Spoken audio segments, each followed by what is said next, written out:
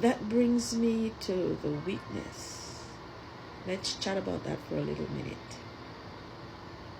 As is, we are heavy because people with my level of disability, well, most people, because they're exceptions to rules. But in my case, there's not much I can do to help with moving me from place to place. I've developed certain techniques I've learned along the way because it has been almost 21 years. But for the most part, you need help. And so your body is quite heavy. And I always thought that we wouldn't be able to feel certain things. In fact, when I would go to the doctors and I would tell them certain things, they would say, you're not having pain, you're having phantom pain. Go figure. I'm the one that's living in this body. I know what's phantom or not. So when the weakness started, it first caught me by surprise. At first I said, well, maybe I'm not doing my range of motion, which is to keep the body from atrophying. Atrophying is when your muscles get locked up and it's all bent up. I said maybe I'm not doing enough range of motion. Maybe it's because I didn't eat or anything, but then I noticed that it would happen whenever I'm ovulating.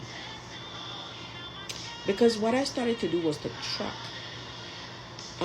my menstrual cycle vigorously to know.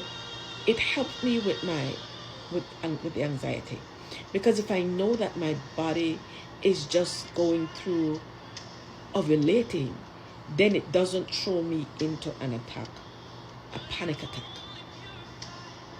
I noticed that around that time I would get weak.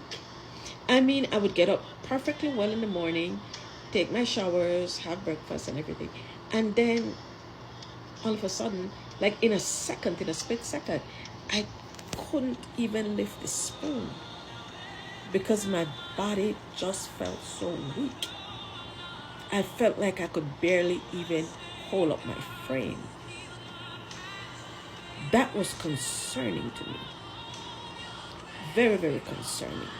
And when it happened the first couple times, I said, well, maybe I just needed to be repositioned or something in the chair, but then that would trigger headaches.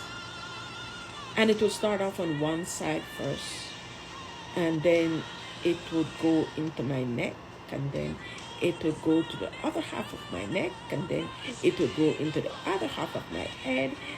And I learned to just breathe through it. Not only breathe through it, but pray through it, because it's scary. Prayer became my weapon against perimenopause. Talking to God became my weapon. Apart from my village, prayer became my weapon. Because I said, God knows what I'm going through, and He has the power to give me the grace to go through it. So I utilize prayer so much, so much.